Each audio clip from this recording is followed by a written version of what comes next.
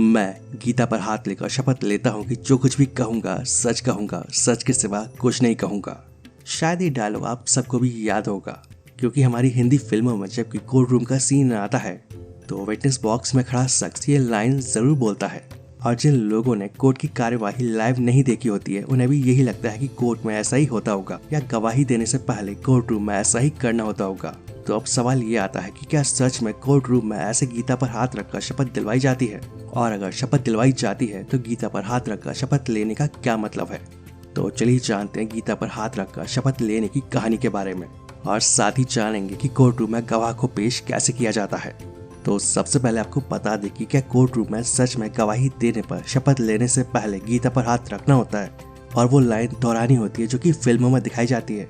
तो इस मामले को लेकर कई वकीलों से बात की गई और उनसे इसके बारे में पूछा गया, तो उन्होंने इसे लेकर मना कर दिया कि आज के समय में ऐसा कुछ भी नहीं होता है और जो लोग गवाही देते हैं उन्हें किसी भी धार्मिक पुस्तक पर हाथ रखकर कसम नहीं लेनी होती है और ऐसा सिर्फ फिल्मों में ही होता है या फिर दिखाया जाता है। अब कोर्ट में शपथ पत्र के साथ जब किसी को कोर्ट रूम में गवाही दिलवाई जाती है तो ऐसा कुछ भी नहीं होता है और अब सिर्फ एक हाथ ऊपर करके गवाह से बुलवाया जाता है कि वो ईश्वर की शपथ लेकर ये बात कह रहे हैं, जैसे गवाही से पहले शख्स ने जो बयान दिया होता है वो वही कह रहा है।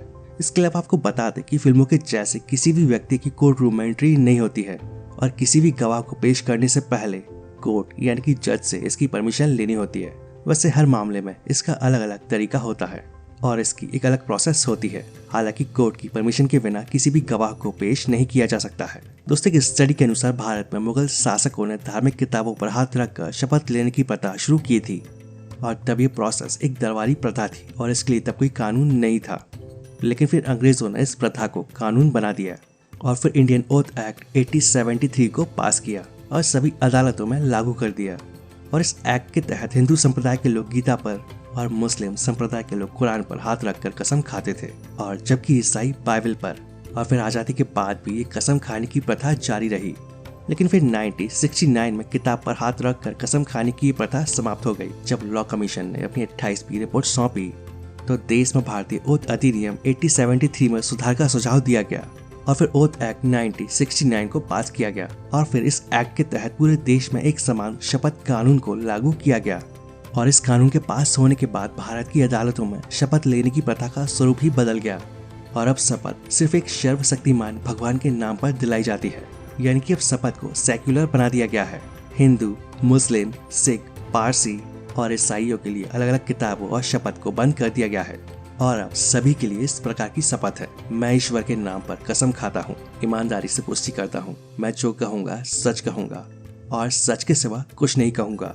वैसे नए ओथ एक्ट 1969 में ये भी प्रावधान है कि अगर गवाह 12 साल से कम उम्र का है तो उसे किसी भी प्रकार की शपथ नहीं लेनी होगी, क्योंकि ऐसा माना जाता है कि बच्चे स्वयं भगवान का रूप होते हैं। इसके अलावा आपको बता दें कि प्रेजेंट में कोर्ट में 2 प्रकार की शपथ ली जाती है। पहली जज के सामने खुद बोलकर और दूसरी शपथ पत्र पेश करके ली जाती है। और ऐसे में अगर कोई व्यक्ति शपथ लेने के दौरान झूठ बोलता है तो इंडियन पैनल कोड सेक्शन 193 के तहत ये कानूनन अपराध है और झूठ बोलने वाले को 7 साल तक की सजा दी जा सकती है। दोस्तों, अब एक सवाल ये आता है कि पहले शपथ के लिए गीता को ही क्यों चुना गया था? तो दरअसल गीता हिंदू धर्म में एक ऐसा ग्रंथ माना गया है जिसमें जीवन जीने के लिए मार्गदर्शन उपलब्ध कराया गया है, जबकि रामायण लोगों को आदर्श जीवन जीने के लिए प्रेरित करती है और क्रिश्चियन में बाइबल को समान रूप से मानव जीवन को मार्गदर्शन करने वाले ग्रंथ के रूप में माना गया है। तो आई होप दोस्तों आप सभी को ये जानकारी पसंद आई होगी। वीडियो अच्छा लगता है तो वीडियो को लाइक और अपने दोस्तों के साथ शेयर जरूर कर दें।